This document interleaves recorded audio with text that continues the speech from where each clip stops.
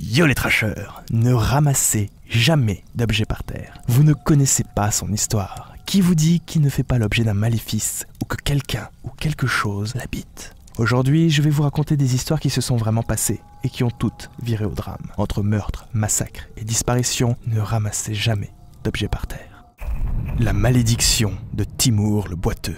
Timur le Boiteux, de son vrai nom Tamerlan, était un grand chef turco-mongol nimbé de mystère, à la frontière entre le réel et la légende. La naissance même de cet homme en 1336 est digne de la prophétie, sa venue étant annoncée comme un événement majeur de l'histoire humaine. Son père Taragaï aurait en effet eu un rêve prémonitoire. Dans cette vision, un ange lui aurait remis une épée, symbole que son fils serait celui qui allait conquérir le monde. Et ça a pas tellement manqué. Tamerlan était connu et redouté pour son règne de terreur. À la tête d'une puissante armée, les victimes de ces guerres se comptent par millions, n'hésitant pas à massacrer les habitants des villes et villages conquis. À sa mort, il dira ces mots: « Lorsque je reverrai la lumière du jour, la terre tremblera ». En 1941, son corps est exhumé par le médecin légiste russe Mikhail Gerasimov pour confirmer l'hypothèse qu'il s'agirait d'un descendant de Genghis Khan. Ce même jour, Hitler déclenche l'opération Barbarossa, ouvrant de manière sanglante le front de l'Est. Une attaque surprise alors que jusque-là Russes et Allemands étaient en chien de faïence après un traité de non-agression signé en 1939. Staline fera tout pour remettre le corps de Tamerlan dans sa sépulture de Gouremir en suivant les rites islamiques. En 1942, quelques jours avant la victoire décisive de Stalingrad, Mikhail Gerasimov est aujourd'hui encore considéré par une partie de la population russe comme étant le responsable de la Grande Guerre patriotique. L'homme angoissé.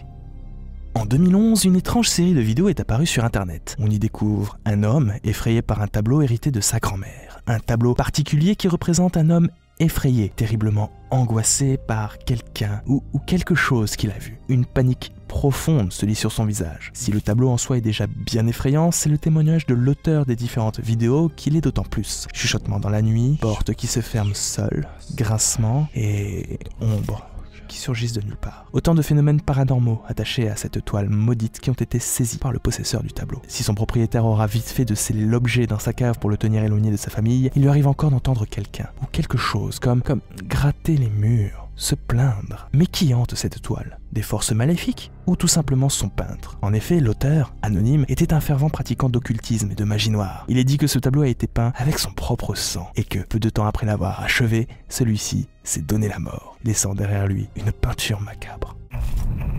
La robe de mariée d'Anna Baker.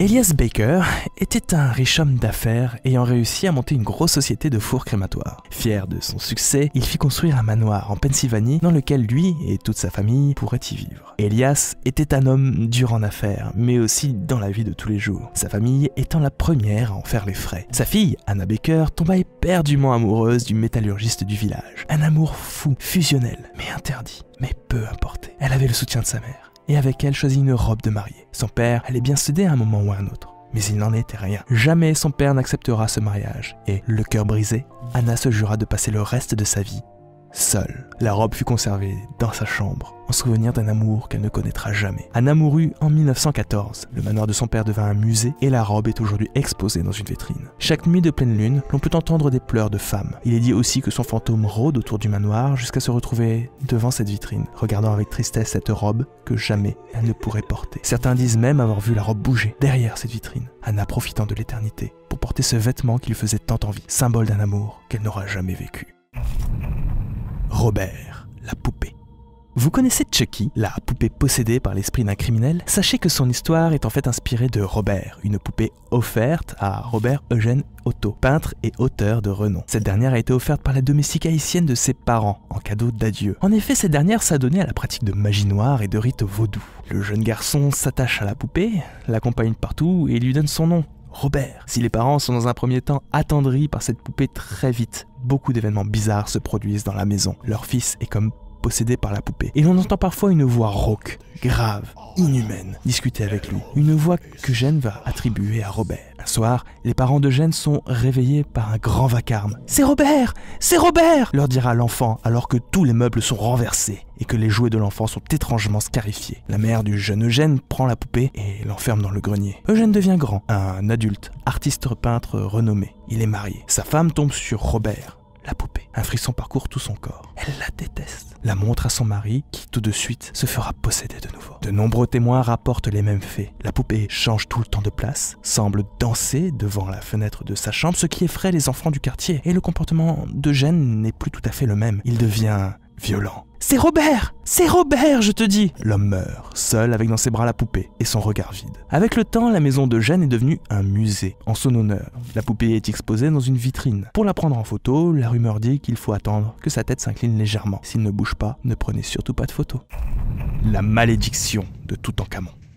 Toutankhamon est un roi d'Égypte ancienne assez mystérieux dont on sait assez peu de choses sur lui. C'est le 4 novembre 1922 que Howard Carter, missionné par le richissime Lord Carnarvon, découvre avec son équipe d'archéologues, après 2 années de fouilles infructueuses, le tombeau de ce roi mort prématurément. Beaucoup d'ouvriers avaient peur de ce qu'ils pourraient découvrir dedans. Et quelques jours avant son ouverture, de nombreux signes inquiétants viennent renforcer leur peur. Notamment la mort du canari de Lord Carnarvon, dévoré par un cobra, le serpent des dieux.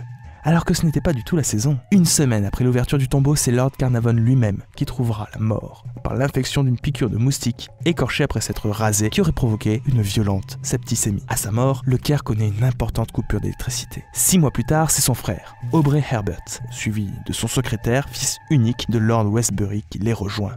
Rongé par le chagrin, ce dernier mettra fin à ses jours 3 mois plus tard. C'est au total 17 personnes présentes ou non lors de l'ouverture du tombeau qui ont trouvé la mort dans un trait de temps assez réduit. La malédiction du pharaon va se répandre comme une traînée de poudre dans le monde entier, reprise par de nombreux auteurs à succès comme Arthur Conan Doyle ou Agatha Christie. Si aujourd'hui de nombreux scientifiques remettent en cause cette malédiction, les morts ayant apparemment été causées par pneumonie des suites de l'inhalation d'un champignon toxique présent dans les tombeaux, reste en tête pour beaucoup ce que les ouvriers avaient pu lire sur la porte d'entrée de celui-ci. La mort touchera de ses ailes celui qui dérangera le pharaon.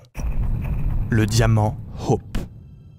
Il s'agit sûrement d'un des diamants les plus célèbres du monde. Hope a été apporté des Indes en Europe par Jean-Baptiste Téfernier. Ce diamant, qui ornait une idole indienne, fut il y a longtemps dérobé par un prêtre hindou. Ce dernier, en punition de ses méfaits, fut torturé et mis à mort pour ce crime. C'est à partir de là que l'on dit l'objet maudit.